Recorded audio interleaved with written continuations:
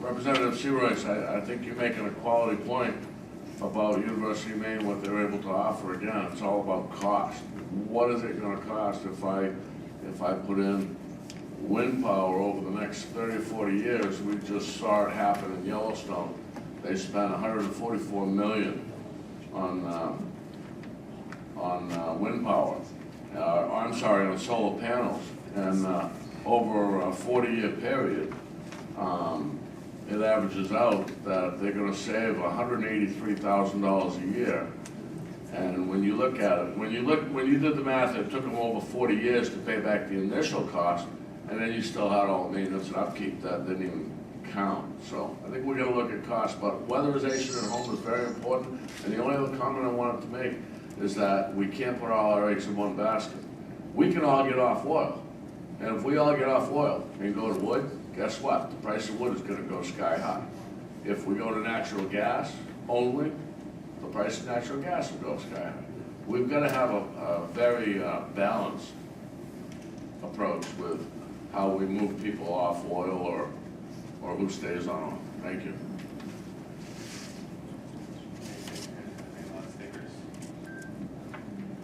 This next question also deals with sustainability.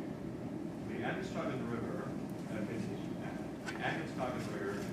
continues to be an important resource for our community.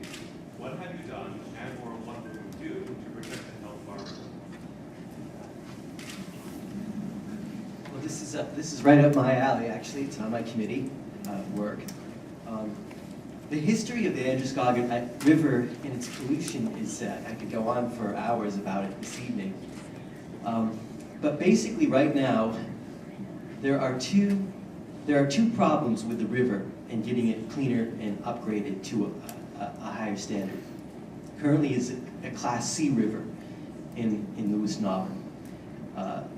The paper mills continue to discharge small amounts of pollution into the river. And that wouldn't be so much a problem if it wasn't for the dams that we have on the river now that are holding back the pollutants and not allowing them to flush down the river. You can't put the same kind of regulations on the amount of discharge going into a river if it has dams on it and expect the same kind of results that other rivers might get without those dams.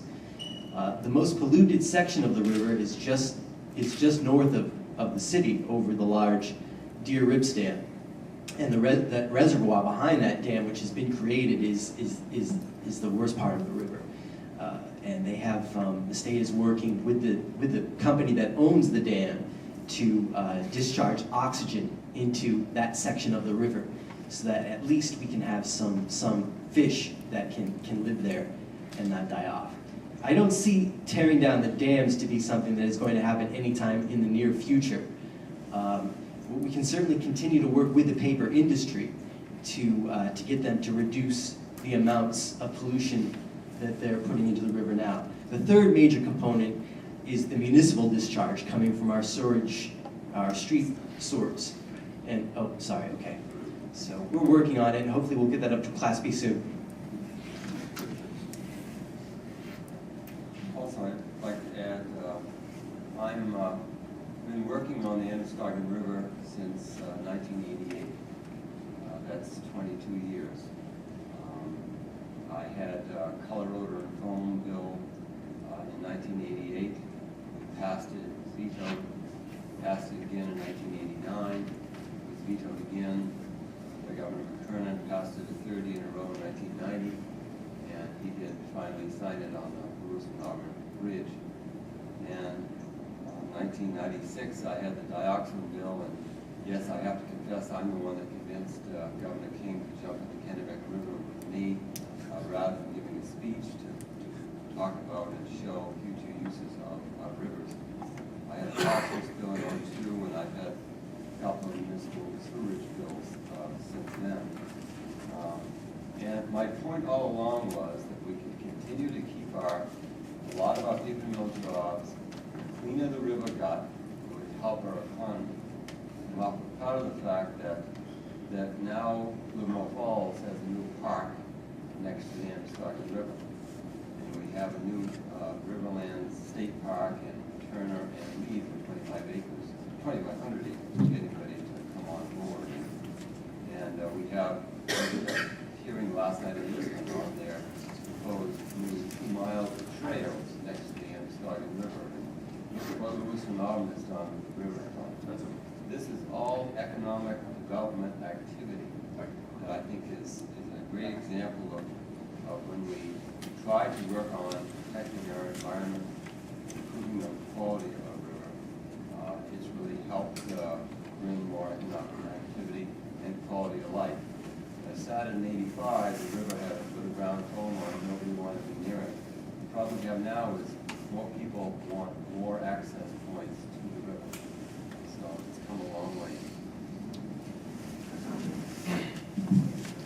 I'd like to just, if you don't mind, Margaret, I put in a bill to have the DEP work on, if I can, I put in the bill to have the DEP work on a plan for upgrading the river.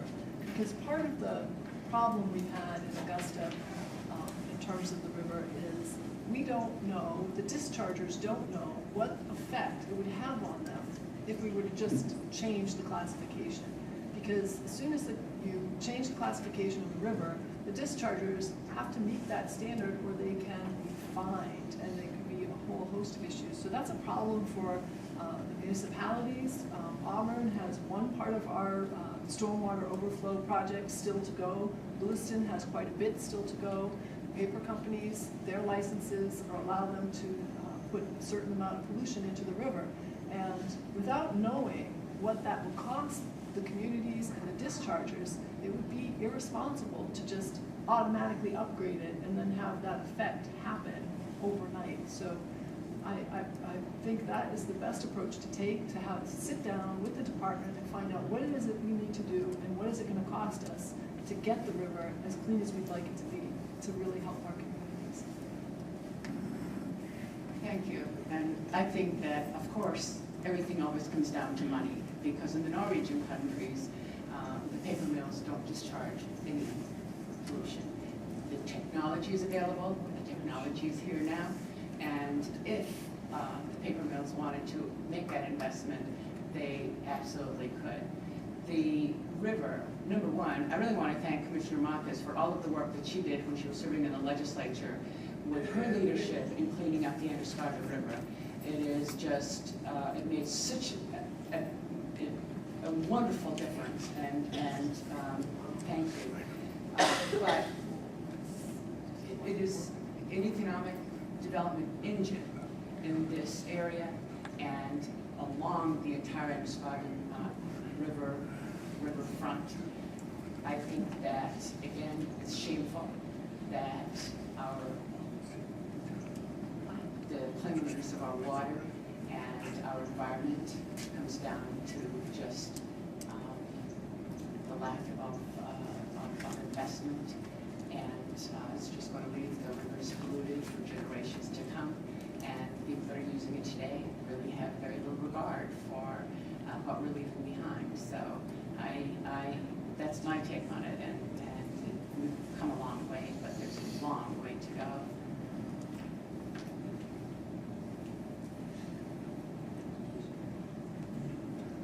Good question.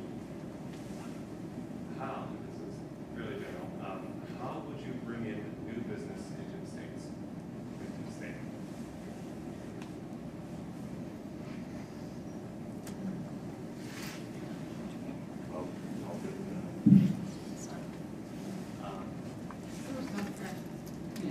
Ladies first.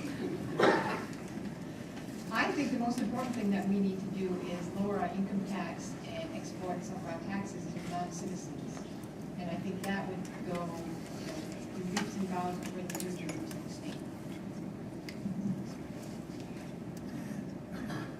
Stacy, I understand your point, and we've heard it a couple times tonight about the income tax rate and shifting it to sales taxes so that the tourists can pay when they have their car repaired. in Maine. I don't think tourists come to Maine to have their car repaired and pay 5% sales tax on all the labor. If you saw my automobile bill for the last 2 weeks with both my vehicles, I would have paid well over $100 just in sales tax on the labor for $2,000 worth of work. We did not include in that bill taxing the ski areas, sales tax. So my concern with that whole bill goes back to, was it really like for tourists, or was it a gimmick to bring in more money to the coffers? I myself co-sponsored a bill to drop our income tax rate down to 4.5% for everybody, and do it with no gimmicks, no hidden agendas. We would do it through attrition. As our economy grew, any growth that we had would go right back to that income taxpayer and lower the rate. When it hit 4.5%, that would be the bottom. I would bring business in by making regulation more acceptable. I don't want to use the word acceptable, but more predictable to business when they come to me. It should be, if I want to bring a business to Bangor or Lewiston or Auburn or Portland, I want to have the same regulation in place, and I don't want to have the DEP and the other regulators all thinking that they're the ones that matter, where they all have a piece of really what is the same pie, and they argue over who has the most control. Can I follow up on that? Bruce, I have one question. How was your bill paid for? Where would the revenues come from if you lower the income tax? By growth, by revenue growth. It's fabulous. We'll talk after. Well, I just, Question to that, as a participant, did everybody just say that there isn't gonna be growth, at least for the next year? So how would you account for the fact that we're in a recession, growth stays very high? Okay, so I'll give you an example. I don't know if I have a minute or a half minute or what I have here, but if you want me to explain it, I will. Now, let's say in the 2011, 2012 biennial budget, we would have to stay flat where we are now. We wouldn't be able to increase that to begin with, okay? Now, if over that 2-year period, our economy grew, or the cost of living grew by, let's say, 1.5%, and we spent $6 billion, then the following budget would be based on $6.3 billion, or I'm sorry, 6 billion and 75 million, whatever. It'd be a very small increase, and we would take our revenue forecast from that, and if the income tax rate started at 6.5, it would lower to 6.4. I mean, it would, and if the economy went the other way, if the cost of living went the other way, then you stop. You can't go below. I mean, there's a base. The government needs to be funded, and I agree with that. But we're not going to increase taxes to fund it either. If we go a little bit below, we have to bite our tongue just like we do at home, you and me. We have to do the same thing. I understand that. My Yeah, question and the government needs to do the same thing. I guess my question with what you're saying is that the assumption that we're gonna grow. So let's say that we don't grow, let's say we. Look at our 100-year history, our 200-year history. I mean, have we grown? Growth is inevitable. I think, Bruce, if I could follow up, I mean, the chamber, we discussed this clearly with the Chamber of Commerce's, and the 4 biggest Chamber of Commerce's supported the tax reform, still support tax reform. Yes, probably the mix, no question, wasn't exactly right that was put before the voters, but still, the State Chamber of Commerce, the Bath Brunswick Chamber of Commerce, the Androscoggin Chamber of Commerce, the Bangor Chamber of Commerce still support doing what other states do,